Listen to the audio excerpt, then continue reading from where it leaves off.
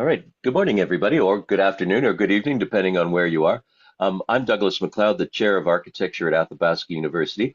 We've had a bit of a hiatus in terms of our global studio, but we're continuing on again today. And today we're also very fortunate that we're being kind of co-sponsored by a group called artificial intelligence at Athabasca University, and that's one of the things we're going to be talking about today. So we're very pleased to have everybody joining us and people coming in. I know we've got people from South Africa today, and certainly from right across Canada as well. So I think we'll have a very interesting set of presentations and also hopefully a good discussion as well.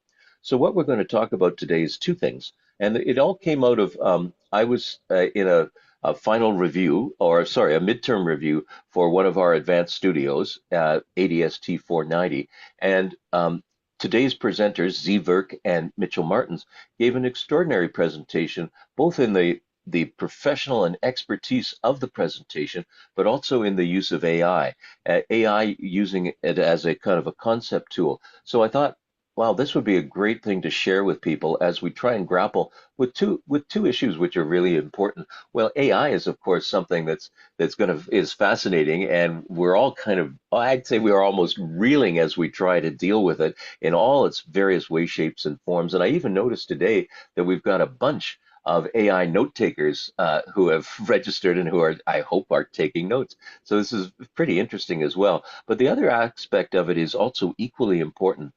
We do obviously online more and more and more presentations. And to try and craft those presentations in a manner that you can at least keep people's attention for a little bit is really, really difficult. And so what I saw that Z and Mitchell put together was, I thought, a really great example of how to do exactly that. So I'm not going to talk too much more, except to say that we're very glad to have another instance of the Global Studio, and very glad to share it with the world. And now, again, what this morning, what we're going to do is Zee Virk is going to talk for a little bit about the use of AI in architectural design and concept design based on what she's been doing. And then we'll have a few moments for questions after she's finished. And then Mitchell will talk about crafting a professional presentation. And again, we'll have some time both to discuss his presentation and also anything related to both presentations at the end of that. So we'll probably be here for about an hour to an hour and a half. But with that, I am going to hand it over to Z. And Z, thank you very much for agreeing to join us this morning and for making this presentation. Yes, thank you so much. I'm excited to share some ideas and tips that hopefully um, everybody will find helpful to some degree. So as Douglas mentioned, I will be talking about the AI piece, but just a little bit about me first is I've been a part-time student at at Athabasca University for a few years now. We just recently completed our final presentation for ADST 490, in which we used AI to generate the concepts that you'll see later on in the presentation. I also use AI in my business. So I design custom homes, mostly interior design and some architectural floor plans and space planning consultation. So I have a background in architectural technology as well, which is why I'm able to do that as well. So today I'll be discussing how you can use AI as a tool with helping generate those concepts for your design studios and maybe in your work as well.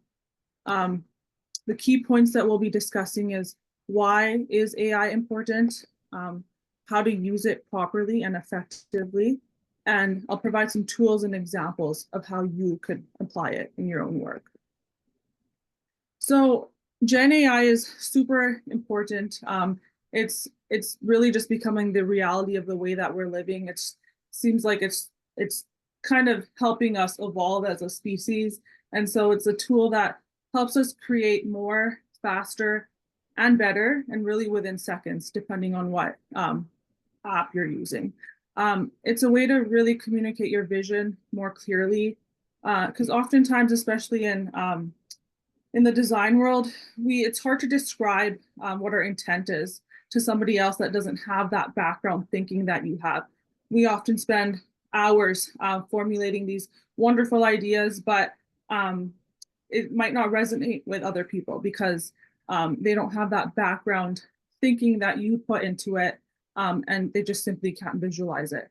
So that applies for both school and work that I found. So using AI to really help you bring that to the table and talk about your concept and then further iterate it with your instructor or your clients is super helpful. Lastly, I think there's a big fear that humans are going to be replaced by AI. And the mentality that I have adopted really is that it's not that we're going to be replaced by AI. It's the people that don't know how to use AI will probably be replaced by people that know how to use AI. And so that is why it's super important to really try to learn about it and apply it to your everyday work. So how can we use AI effectively? So really in the architectural design process and interior design, whatever you choose, will always be inspired by the work of others. So you'll find that in the studios, we often do precedent studies. And so these are works of existing architects. And we gather information, we gather inspiration from these projects. And that's the first step that we took and continue to take when we approach this. We don't just go straight into AI. So then we collect all the inspiration from the elements that we want to use. So for example, here, these are two precedents that we used for ADST 490, the Landmark Hotel on the right in London, and then the Treehouse Workplace on the left there. So there's a few elements, quite a few elements actually, that we wanted to bring together into our own building design. And so we started with analyzing these precedents and collecting the elements, putting it all together with what really resonated for us, but also how we had to ensure that it applied to our building site and the context in which it's going to be built. So it's also important from there to let your mind absorb these concepts and come up with ideas on your own, as well as, it's your creative mind is something that can't be replaced at the moment by AI. So your creative mind is a large player in the success of that AI image and idea that really AI cannot do right now. So once that's all absorbed, you kind of have an idea of what you want to create. Excuse me. So from that point, you can piece it all together, and then you'll see you can apply it to the upcoming tools to create prompts to fulfill that vision that you want to achieve. So this, for example, is the inspiration behind our project for 490. It took quite a bit of iterations to get to this point. This was created in Midjourney, but you can see that it's not if nobody knows, but the project was a office building. It's a workspace, but this doesn't look like your typical office building. And it took quite a bit of iterations, like I said, to get to this point. And I'll show you how we do that. So some of the tools that we use are firstly ChatGPT. And ChatGPT is really to help us write a description of the vision that we want to come to life. So help me create a perspective within my building, and this is what I want it to look like. So I'll show you, we'll expand on that and how you can do that. And then from there, I've used Midjourney quite a bit to create those images. And another tool that's super helpful is MNML AI, which is actually a rendering tool in AI. And we'll go through the pros and cons of that as well. So with ChatGPT, you can see here that I started off, how did I get this image? I started off by saying, help me create a prompt of this interior of a building. And so that's all I provided. And it really just broke it down and said, these are all the aspects that you need to include in your prompt for Midjourney. So you need to talk about the style, the theme, materials, lighting, the furniture, elements, color scheme, materials, mood, and the context. So these are all key components of your prompt that you're going to put into Midjourney. The more detail you have, the better that it's going to, the better outcome you're going to receive. So I went further actually, and I said, okay, so now I'm providing even more information to ChatGPT. I'm not just letting ChatGPT give me the answers, because a lot of the times those answers are vague or they might not even be correct. So you have to apply your own thinking as well. So I went further here, you could see, and I said, I went down to, you know, it's a office building inspired by this hotel. This is where I want it to look. I want it to look down. And you'll see right now, it's not really correct in what this prompt is, but you'll see eventually how we get there. Landscaping with walking paths, outdoor experience, people sitting, plaza feel, and then even the materials, walnut, concrete, and lighting, warm natural lighting. And the two pieces that I use a lot are at the end, the style in which I want this image to appear. So Architectural Digest magazine style. So it looks super refined, it looks super realistic. And then further to that, a good tip here is you can even select what kind of aspect ratio you want to include. So --AR 16:9. And so that's what that comes up with. So I went further and I kept adding more, feeding ChatGPT even more information. So I wanted to say, emphasize that the upper floors are lined with lush landscaping that wrap around. I want the second and third floor to have these landscape buffers to create this outdoor walking experience that surround the atrium. And even further, emphasize the stepping back of the floor plates to create a terraced effect. And then change the viewing perspective, which it reflects this image, to someone sitting in the atrium looking upwards. So in the end, after a few iterations in Midjourney, that's the image that I was able to come up with.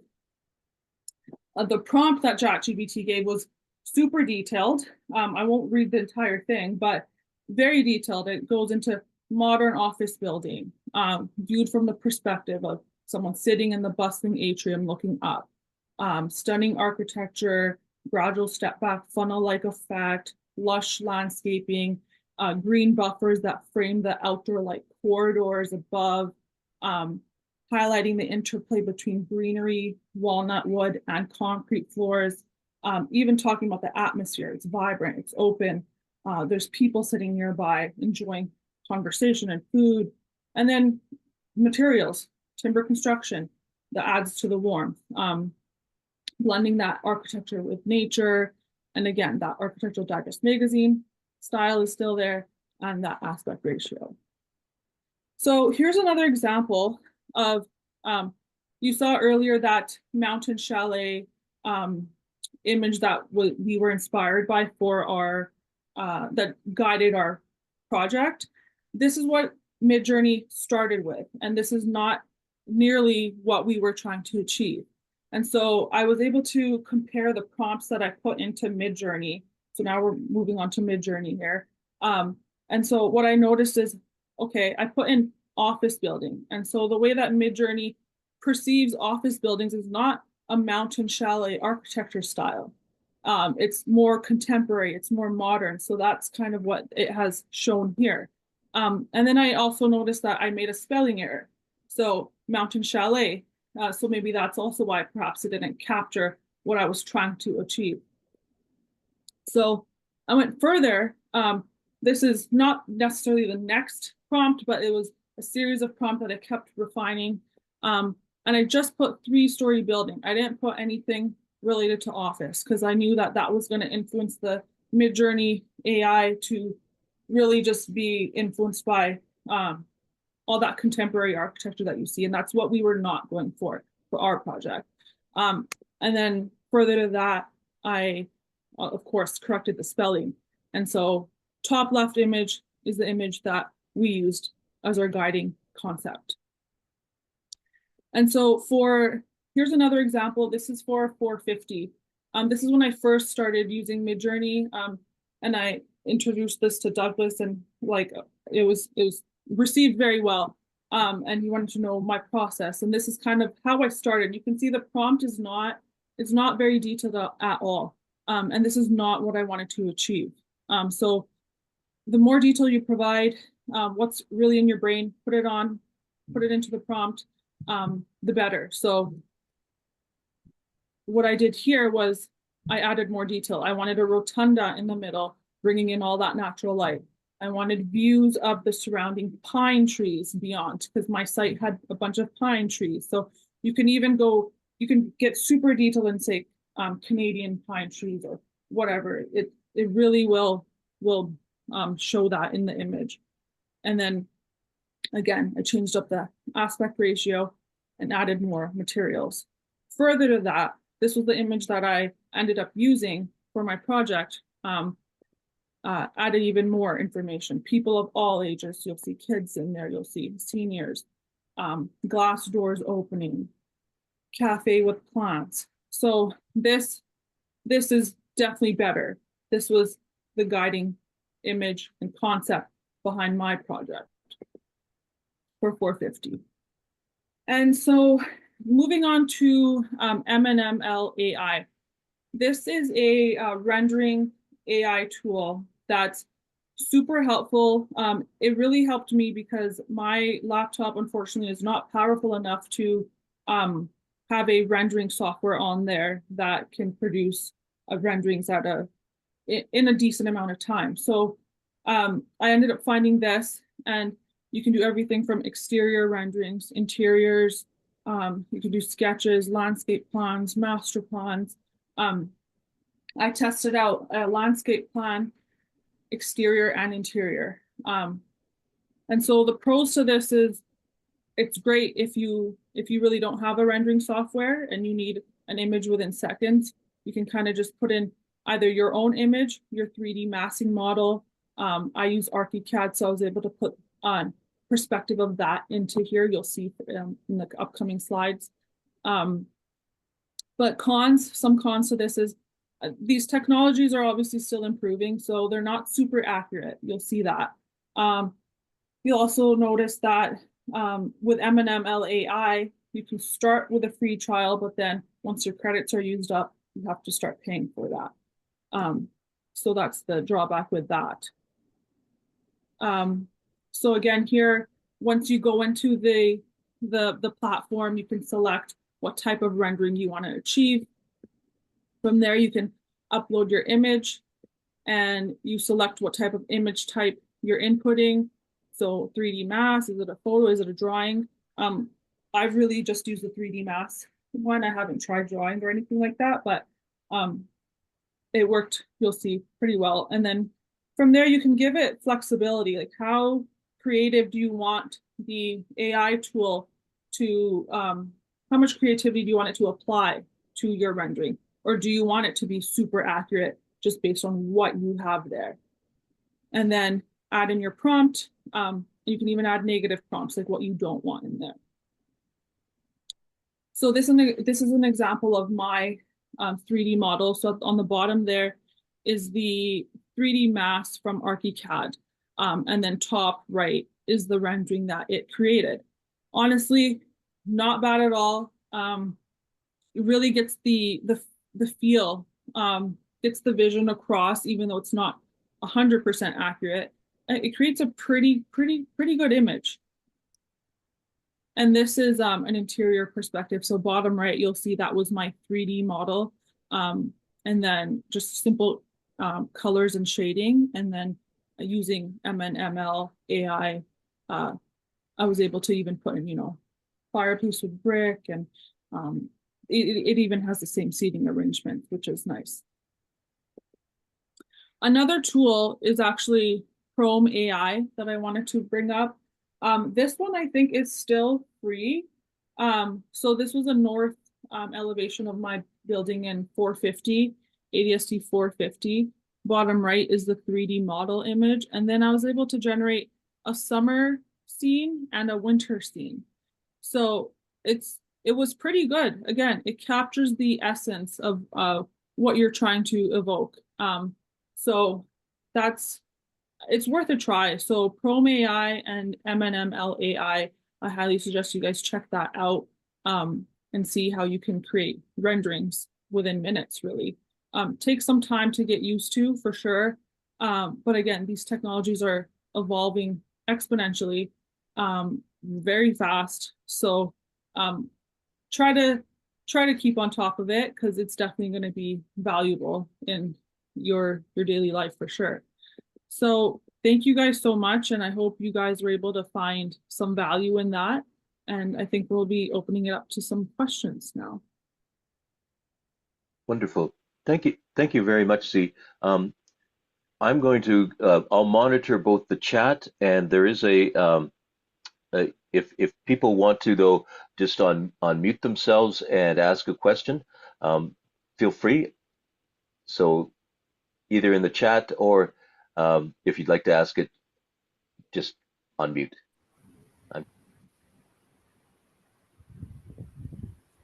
Dion. Hi. Um, Thank you so much for that presentation. I've got a question. Being old school, I'm very nervous of anything that says AI. I see that the way that you present it, you use it as a rendering tool to give you, the designer, an idea of what you have in mind. Am I correct here? Please help me That's understand. that's right. Yeah. So in the beginning parts there, when I use ChatGPT and Midjourney, that's to create the concept and the guiding principle really behind what I want to achieve in the end. Okay. Because if I look at the way that we architects like use, you normally have a brief of a client that brief you on what they want. Then you look at the site. Then you start designing, and you have like you try and marry the two, obviously, and then you develop that design. And as you develop, you get like images of what it's going to look like inside and so forth. So do you use that, and then you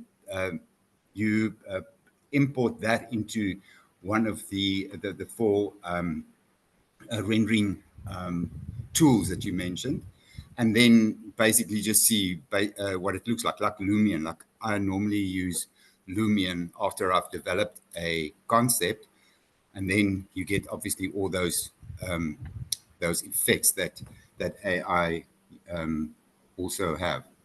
Yeah. So it's basically you as the designer then gets an idea of how it looks and how you would like to build on that or change that, or Yeah. is that the point? Okay. Yeah. So Tell me, again, in these, yeah.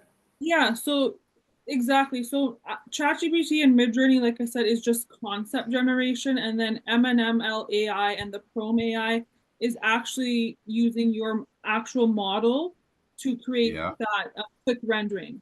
So they're Okay. separate. I mean, so you don't have to use Midjourney for concept generation, but you could use MNL AI and the other rendering software to get a quick idea of what it's going to look like. The Midjourney is really just like you said. You kind of piece it all together using, what the site context, the program, all that, and then you can say, okay, this is what I want it to feel like inside and kind of look like. Here's a perspective. It's not really your building. It's the guiding principle behind the design for your building in the very early stages, right? And then MNML AI, Chrome AI, that is what you input your model, your actual model that you've been working on for ages, and quickly see what it can look like, if that makes sense. Okay. Yeah. And then you also mentioned that Chrome AI is free at the moment, I think, if I heard correctly. I think Um, so. would the others be, I mean, do you buy the other AI programs, the Chat Yeah, GPT and so forth? yeah. So ChatGPT, there are free versions. However, the advanced versions you do have to pay for. I think they're coming up with a $200 per month model right now, and I'm curious to see what that's going to be like. My husband works in AI, so I think he's gonna probably test that out. But there are free versions. Midjourney, I don't think it's free anymore. I think because I use it so much in my own work, I think it's about $15 a month Canadian, Okay. somewhere around there. But it's been super valuable in my work. So Okay. And then We've have you, we've got a lot of sorry, questions coming in the sorry. chat as well. But if you wanted to ask one last one, Dion, that would Just be one fine. more, just one more, sorry. Uh, is there any way that one can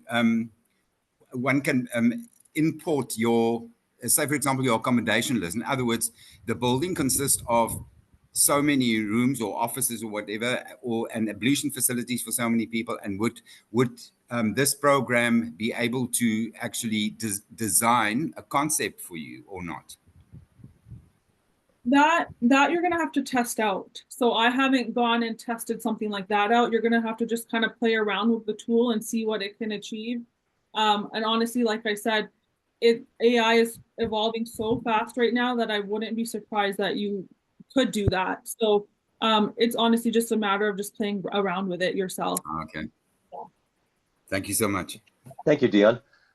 So we've got lots of questions coming in through the chat. Cynthia would like to know, have you used, oh, just Yeah, before I no, it's do that, just something for oh, could you maybe mute yourself? Thank you. Um, the one of the questions just to address, this presentation is being recorded and it will be on our Global Studio YouTube channel. So if you've missed part of it, it will all be there. But Cynthia's question is, have you used viscom.ai for rendering? And if so, how does it compare with the ones you've shared today? I have not. I have not used that. I haven't even heard of it. And that's what I mean. There's so many platforms that it's just a matter of figuring out what resonates with you, what works with you. All right, thank you. And then Hong Shin would like to know, can you input and refine the prompt directly in Midjourney instead of getting prompts from Chat GPT first? Of course. Yeah, you totally can. It's nice to just kind of get an idea of ChatGPT telling you what elements to include, but I don't use it. I don't use ChatGPT all the time for my prompts. If I need more help refining that prompt, I'll go into ChatGPT, but a lot of times I just go straight into Midjourney. Okay. And then uh, uh, Viv has got a question, which is, do you foresee a suite of such AI tools connected together for a smoother end-to-end interaction from ideation to product? How about adding a 3D printer to the end of this process to produce physical models of the design? Yeah, I mean, that would be amazing. That really would. I feel like it is all separated right now, but I that is the future, definitely. Even with CAD softwares, BIM softwares incorporating AI into their own softwares where you don't have to go out and use a secondary source. It's definitely a possibility, and I think it's happening. And I would also add, just as Z was mentioning, the changes are coming so quickly.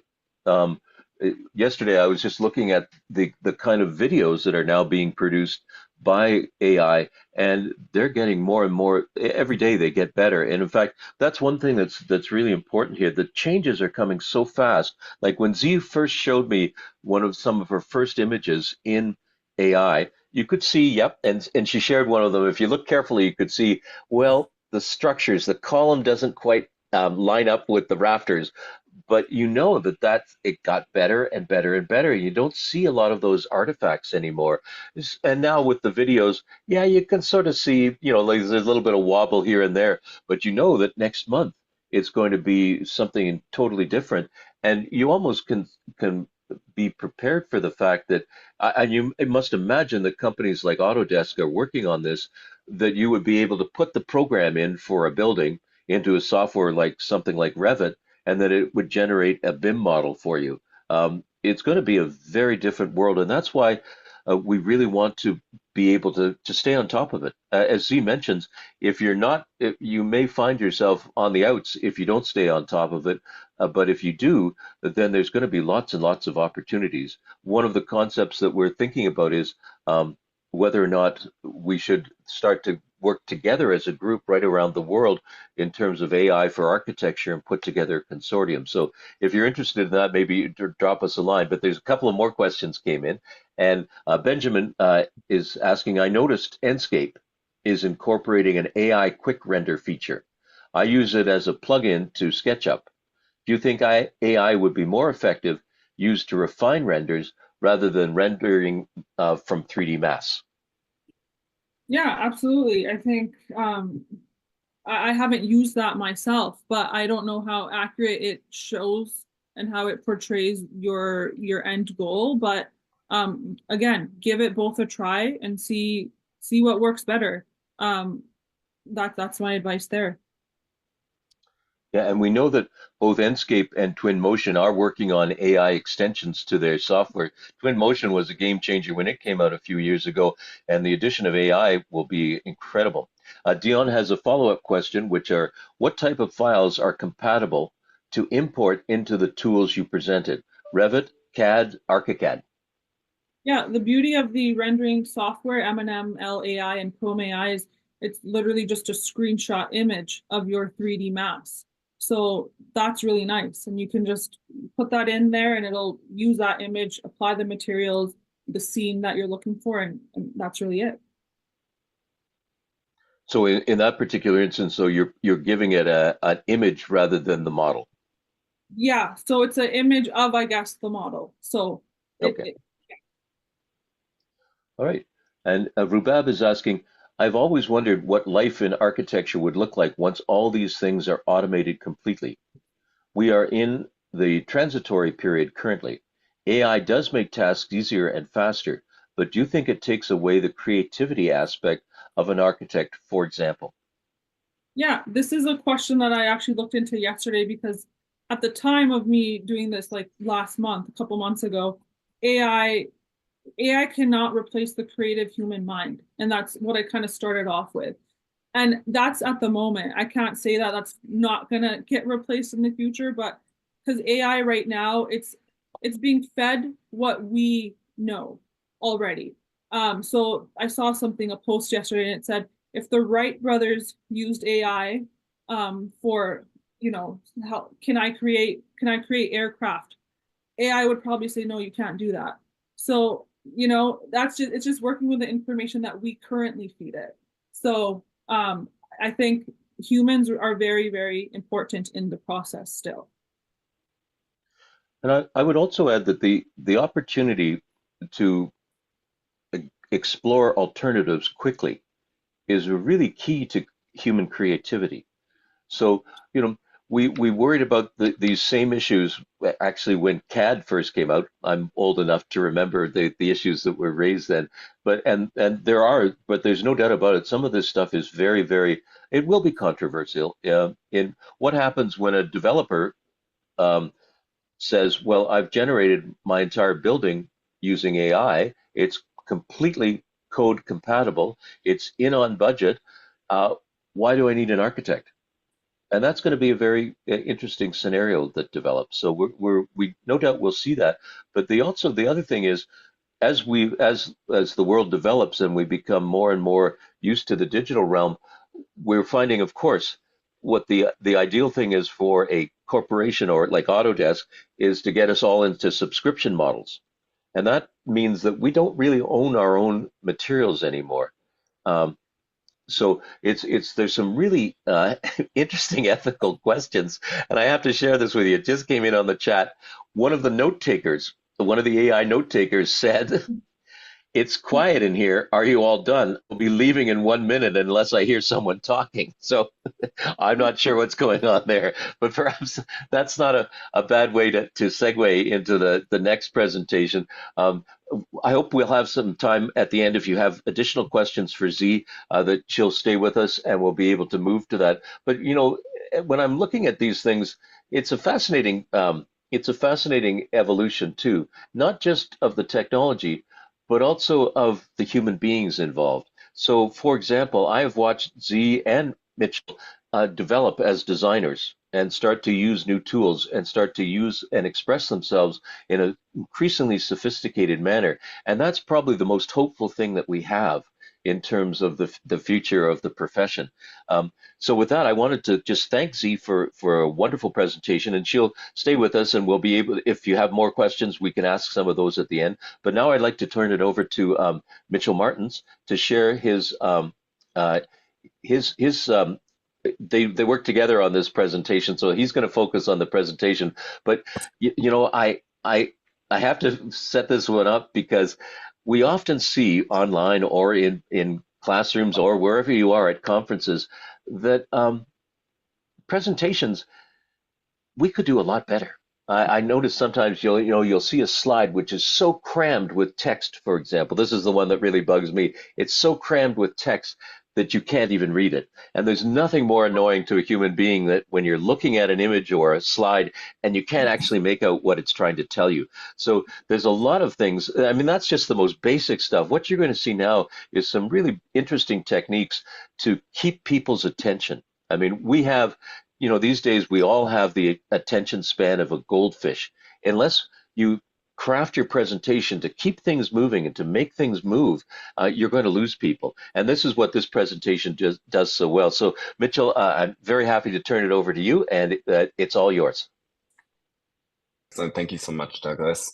So yeah, just before we proceed, my name is Mitchell Martens. I am in my final year of the Bachelor of Science in Architecture degree at Athabasca University. I'm actually just wrapping up the last of my courses right now.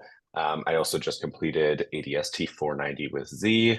And so with this presentation today, I will be exploring a few different aspects of how to create, a professional presentation that really emphasizes your concept design ideas and really gets the point across to your viewers.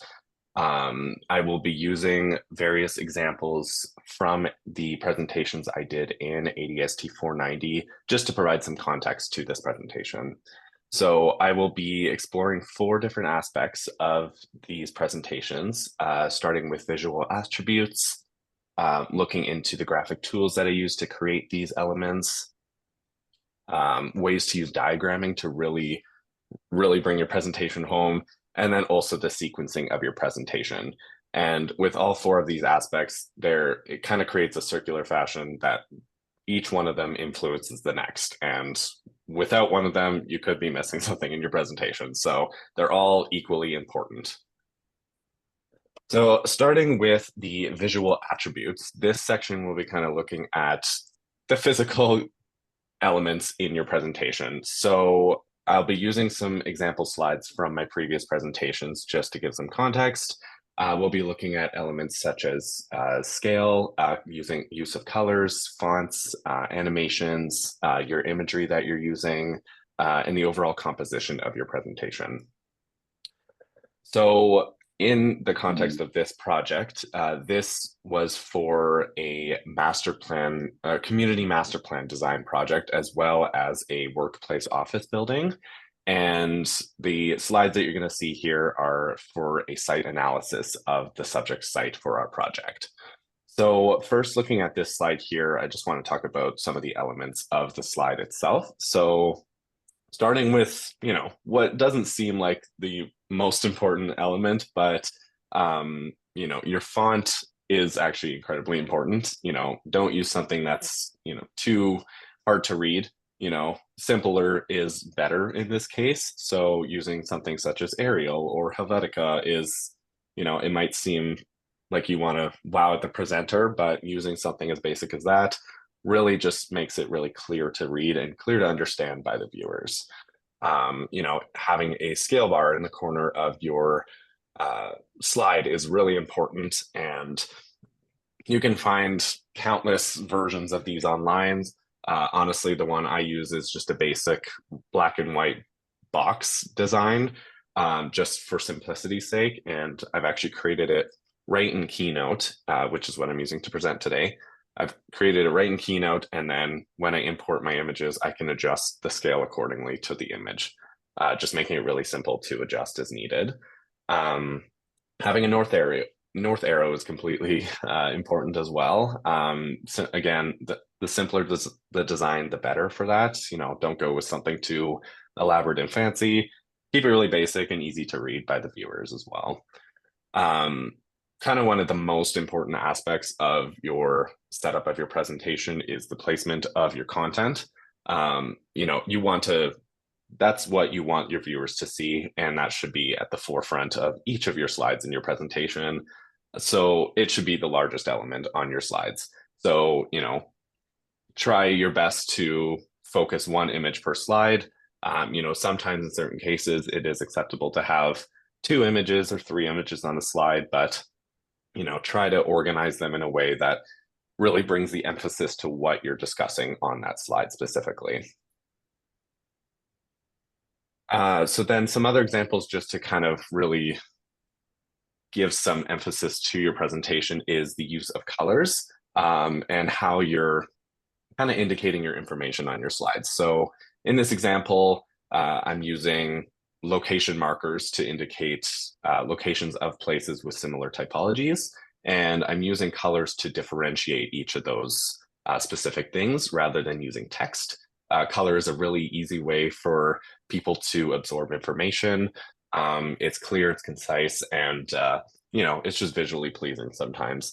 I generally try and stick to a certain palette of colors just to make things clear and easy to read by people. You don't want to have colors that are too contrasting. It might not be as inviting to look at if they're too aggressive of colors.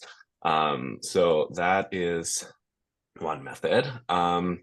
Another thing to kind of consider is using gradients in your representation of information. So this is a good way to show levels of intensity. In this example here, I'm using it to show the intensity of traffic around our subject site for our project. It just gives a really good visual way of saying, oh, this dark red area is probably the worst for vehicular congestion in this area of the site. So, it just creates a really basic visual aid to describe your information.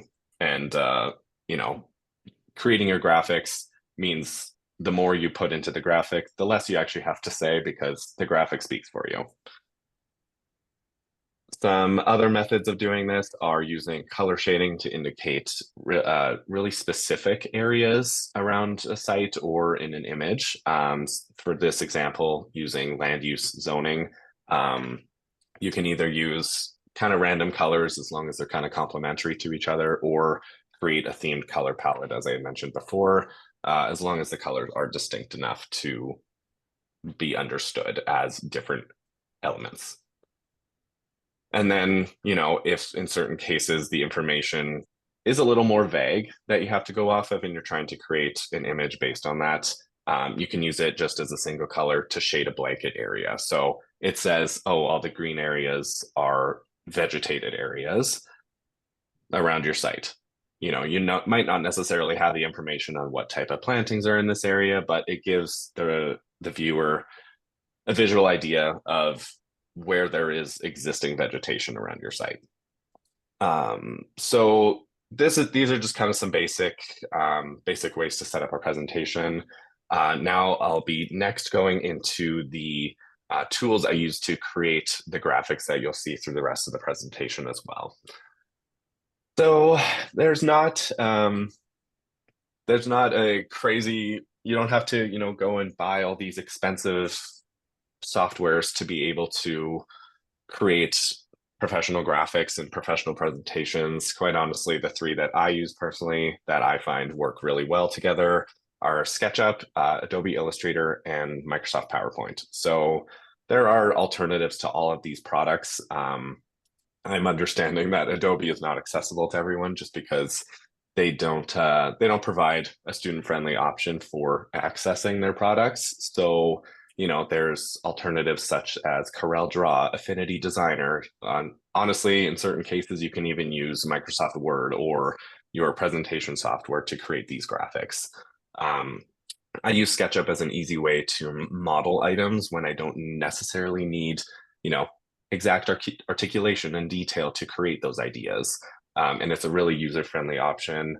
You know, if you don't have SketchUp and you do have BIM software, you can use that as well to create the models if that's what you're able to access. And then in terms of creating the presentations, Microsoft PowerPoint, Keynote on Mac is also excellent. They're both very similar in their functionality. So I use a lot of the presentation software to create my graphics as well. So then looking at kind of one of the most important aspects of a presentation for an architectural concept is the diagrams you use. So there are countless methods that you can use to create diagrams to illustrate your design concept. I'm just going to be going through a few examples of the diagrams I've created, how they were created, and kind of what they represent. So you can use diagrams to visually describe the information without the need for text, as I kind of said before.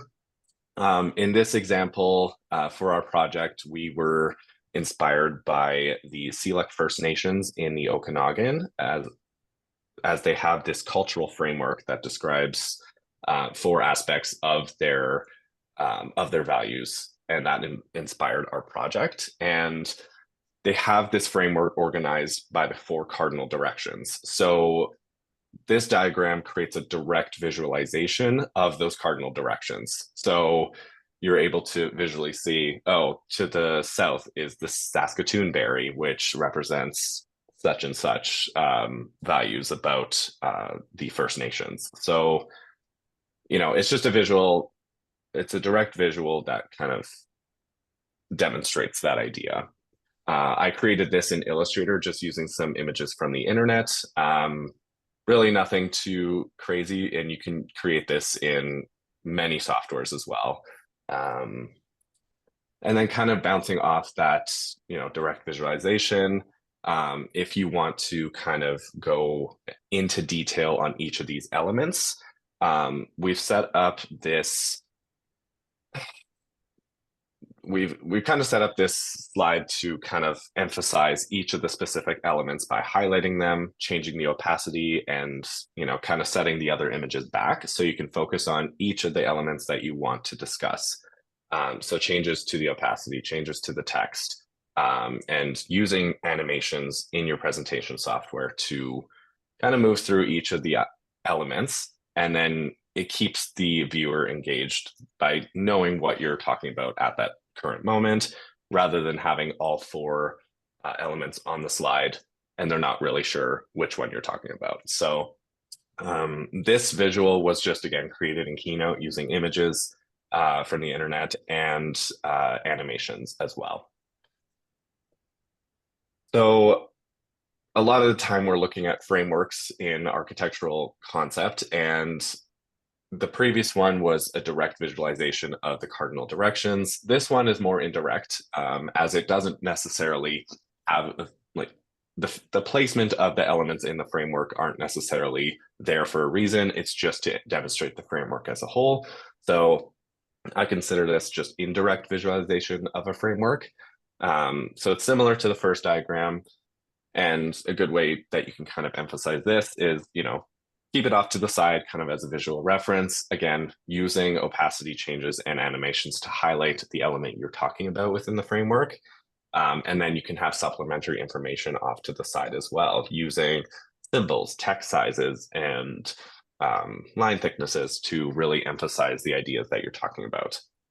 Now, like Douglas had kind of mentioned before, having a lot of text on the slide is not always ideal and often makes the viewer lost in the information that's being discussed. But using the size of your text and the emphasis that you're putting on certain elements on your slide can really make a lot of text not seem like a lot of text. So, you know, I have a lot of information on this slide, but, you know, I've created these headers for lighting, energy, heating, and then with the symbols, it kind of draws you to the subtitle of each of those sections and the symbols. And, you know, we're talking about environmental sustainability on this slide. So it's less about the text that you're showing on the slide, but more so about what you're talking about.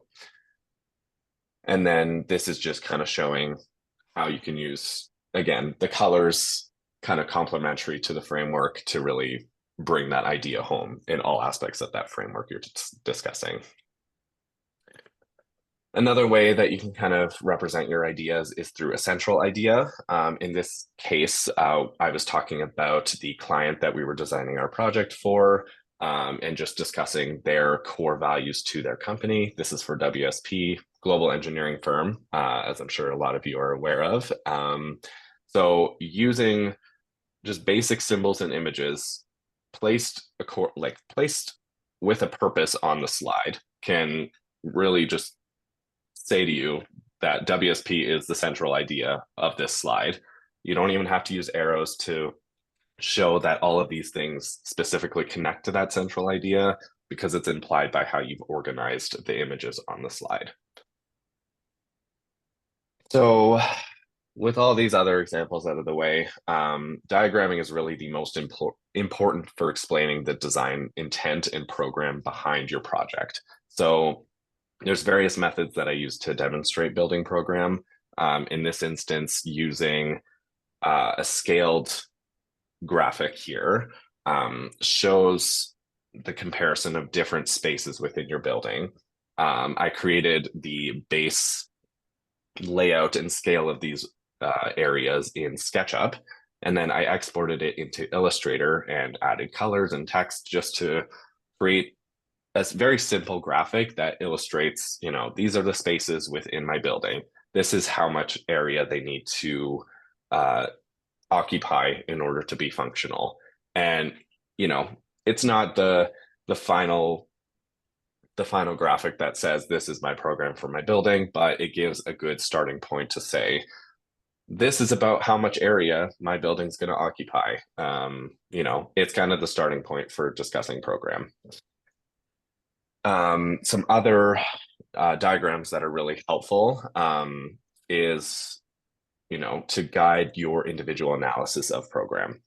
So this is what's called an adjacency matrix, and it really helps to understand the relationships between the spaces in your building. So, you list all your spaces off, and then you can kind of determine whether they should be beside each other, whether they should be in close proximity, or whether you don't want them close by, or they really don't need to be close by. There's not really a determined placement for them, but it gives a good framework for yourself to understand how your program comes together. And, if you include it in a presentation, it really shows the viewer that you've considered a lot of these things on your own end. I created this diagram in Illustrator, but I've also used Excel, like Microsoft Excel in the past. So it doesn't have to be fancy or anything, but it does really show that you've put the thought into thinking about these things. Another reference document here is used to understand the specific design requirements for each of your space. Again, it's just kind of a basic table, but again, it shows that you've thought about incorporating these elements into your project, such as lighting, privacy, noise output from spaces, things like that. Again, this can be created in Illustrator, Excel, your presentation software. It's pretty flexible because it's not anything too crazy here. And then I think one of the most important diagrams to include in an architectural presentation is how your concept comes to be. So in addition to using AI, like Zee was talking about, to develop your design concept, you want to give some context to how it got there. So you start with that AI image, and then you can show these step-by-step diagrams that illustrate the evolution of your concept. And it doesn't need to be anything detailed. It just needs to get the idea across. So sometimes, in a lot of cases with this stuff, less is more. So in this specific project, we're starting with, showing the separation of private and public spaces. Then, rotating it on its side to say, oh, private can be accessed from the ground floor as well as the public areas. And then using just arrows, text, colors to shift around these elements as you continue to introduce new elements into the diagrams. So having a pushing effect, using arrows to really illustrate that. Using colors and opacity to show oh, this is the new element being introduced. The pink was the element previously introduced, but now we're introducing a new type of area. So the pink should be lighter, so it's not at the forefront of the diagram. And then, just as you continue to introduce these new ideas into the diagrams, you start adding more information to the side, maybe have a legend that it, indicates what color represents what idea and things like that. So I created all of these diagrams as their base in SketchUp, and then I set it to a parallel projection mode and then export it into Illustrator to add colors and change kind of some minor details just to make it a clean diagram. And then that's pretty much all I would do. You don't have to go too crazy with it, but I think using these diagrams is a really effective way to get your design idea across.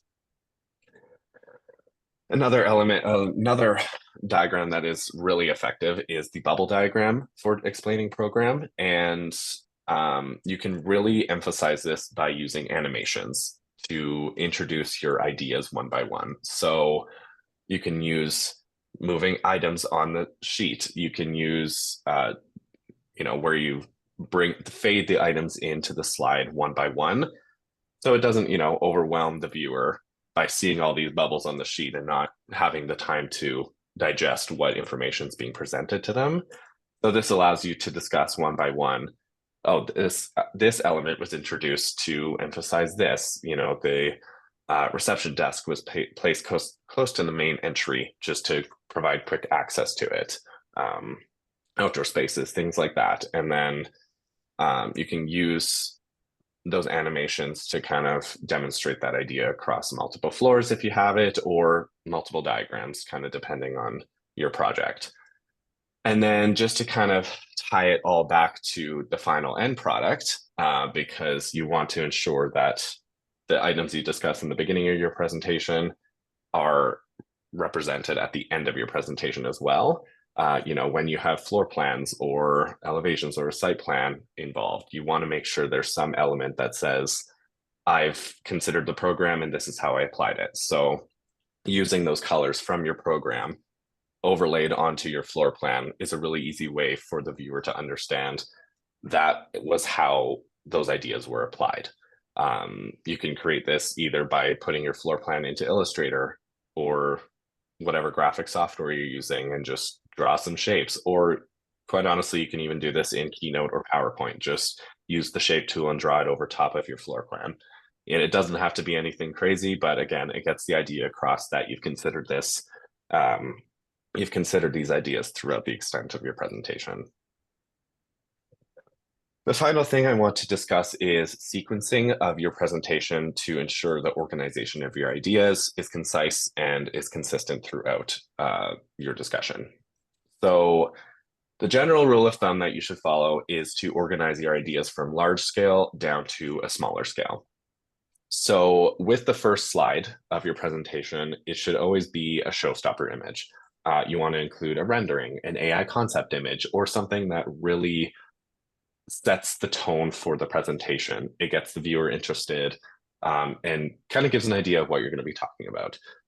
So, the AI images that Zee had shown are a really good way to introduce the project that you're going to be discussing. If you've done renderings in other softwares, that's also a really good image to include at the start of your presentation. Then the second section would be talking about your precedent studies. So what's going to inform the basis for the ideas you're going to be exploring.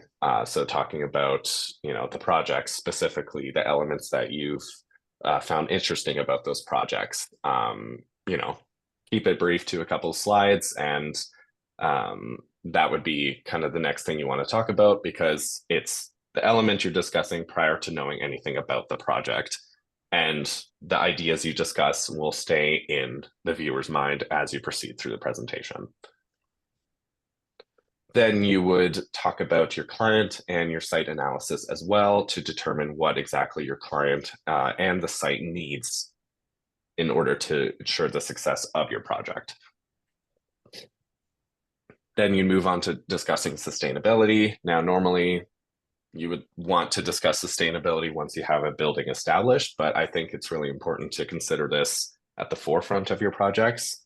Um, it would help to inform the design rather than having the design inform sustainability.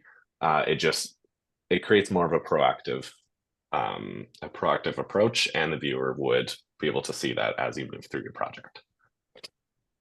And then number 5 is your biggest section. So talking about program and your partie concept is really your primary aspect of your presentation.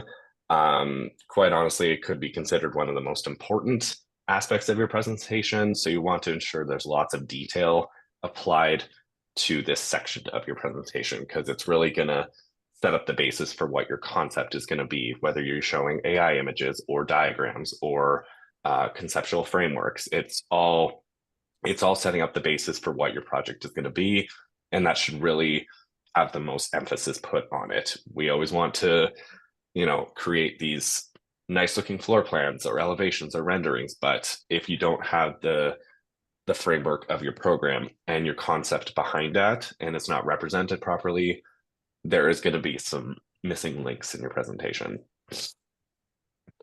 So then next, after you kind of discuss your concept, you're going to have your drawings and your renderings. So you want to organize these from a large scale to a small scale. So starting with your site, then your floor plans, elevations, your section. If you have any details, you would include that kind of in that order as well, just to kind of give some context to each of the preceding drawings as well.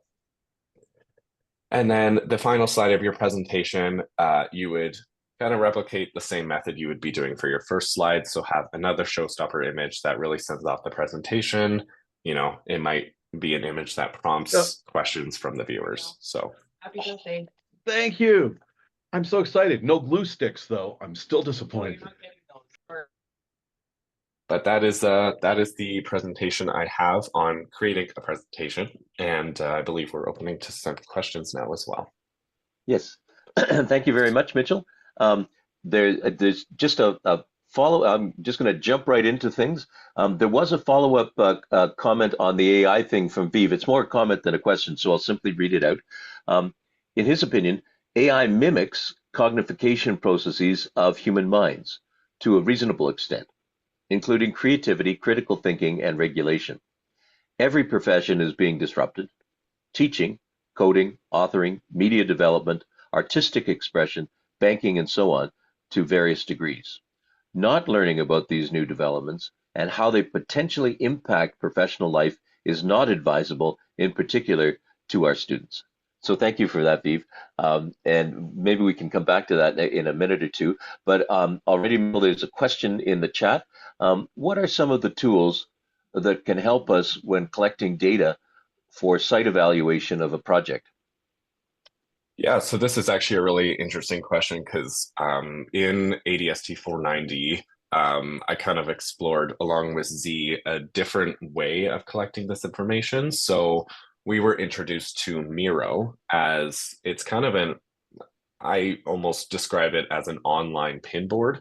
So you can collect your information from the internet or whatever source you're using and just kind of paste it into this Miro board. And it's kind of just it tends to get a bit messy, but it gives a good basis for putting all your information into one place, and then from there you're able to pull this information out, create any necessary maps or images to kind of demonstrate your ideas. So I found that is a really helpful tool in gathering the information all into one place. Okay, thank you. And as well, Mitchell, did you find were you able to, say, for example, grab GIS data for the site? Did you? Yeah, so sorry, can you just clarify on that a little bit? What I meant was almost every municipality now, almost around the world, will have a GIS kind of data of the land in their projects. And we can extract from that various kinds of things, whether it's site contours, but or other kinds of information. But I noticed in your presentation that you had a kind of a 3D. One of the last images was of a 3D image of your site. And so, where did you pull the contours from? I think was what I was trying to ask.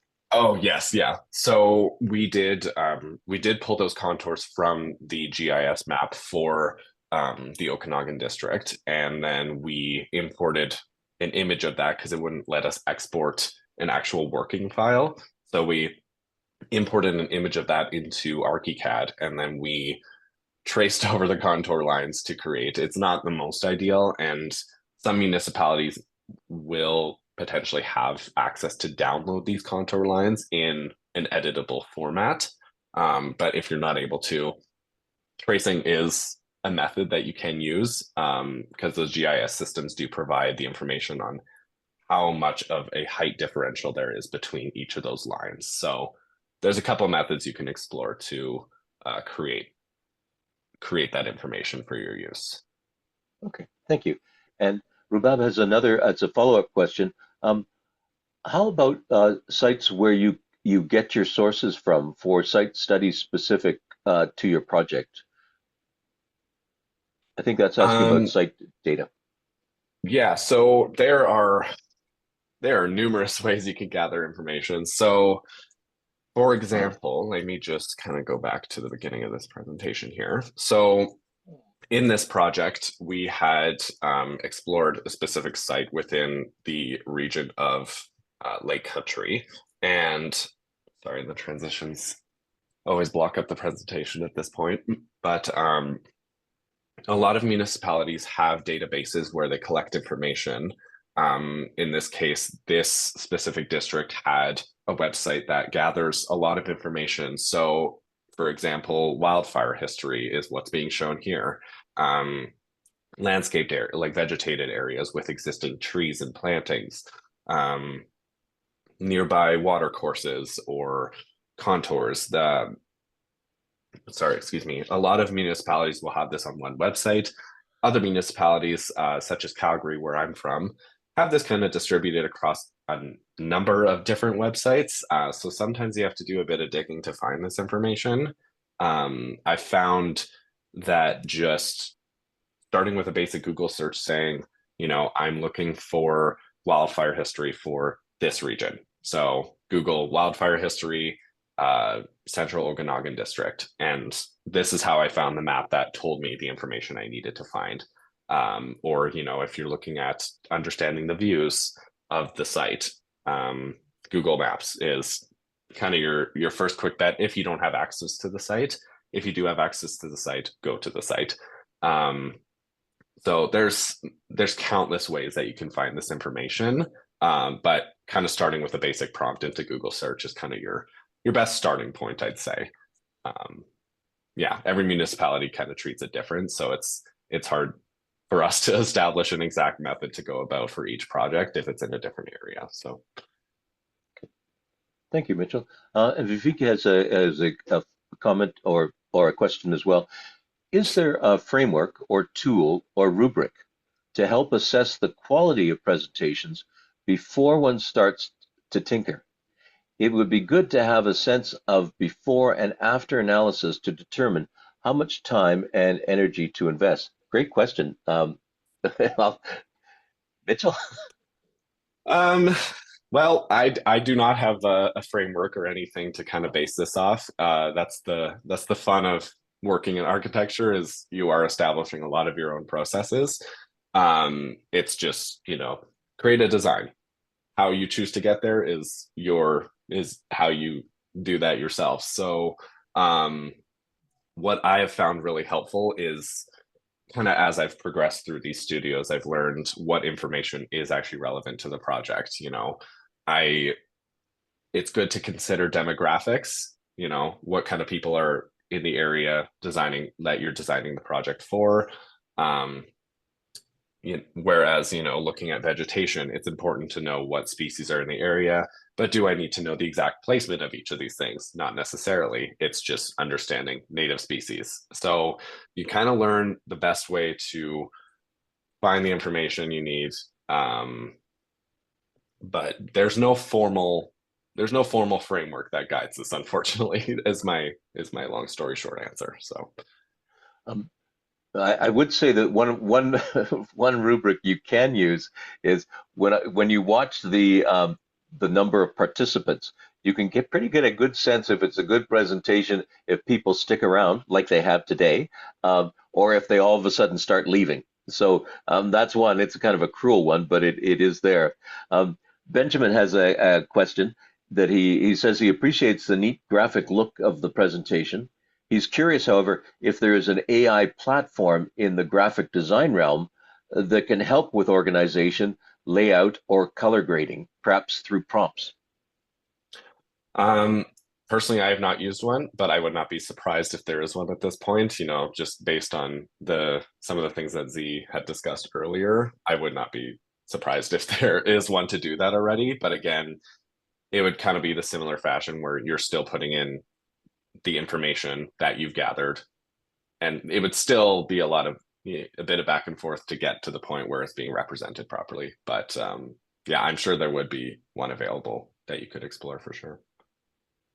And I would also add, Benjamin, we have on the Global Studio YouTube channel, one of the most popular videos was the portfolio workshop. And it's not AI based, but there's a lot of really good suggestions about things like color and fonts and layout as well. So if anybody's interested in those, all the Global Studio videos are, of course, freely available on our YouTube channel. And maybe as we're speaking, I should put the link to our YouTube channel in there. Take me a second to pull it out. But are there any other questions that people would like to ask?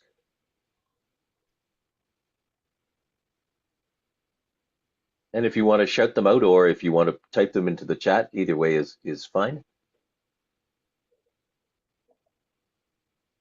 Okay. I'm trying to do two things at once, so this is probably not a good idea, but I am. Oh yes, okay. I've grabbed our YouTube link and I'm just about to pop it into the chat. And so there it is. This set of presentations today and other ones, there's almost 60 of them now, are all available. Oh, okay. We do have another comment from Dion. He wanted to thank us, Douglas, Emma, and the Athabasca team for sharing these presentations and lectures globally. And I do have to point out, Emma has done a tremendous job, as she always does, in putting all of this together. And so thank you very much, Emma. And he says, I find it extremely useful and I have learned so much. Architecture is such a universal language, despite the differences in methods, cultures. Thank you, Mitchell and Z, for your presentation. Well done. I think that AI can be developed as a useful tool in architecture because of all the known information loaded. But I believe that the creativity of the human brain is sacred and won't be mimicked, if that is even a word, because our ability to create comes from the source of life itself, the creation of creation. Well, thank you very much for that, Dion. And it actually helps us to wrap up this session and to thank Mitchell and Z for doing such tremendous work. When I saw their presentation, I thought this is something that has to be shared. And of course, it will be shared now with everybody through our YouTube channel as well. So unless there's any last comments or questions that people have, I think we can wrap this one up today.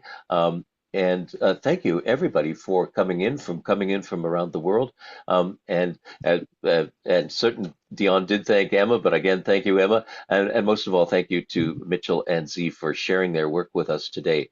So on that note, I think I will let everybody go, but I hope if you're heading out for holidays, I hope you have a happy and a safe one, and take care. So thank you, everybody, and I'm sure we'll talk soon again, and hopefully we'll be doing another one of these soon.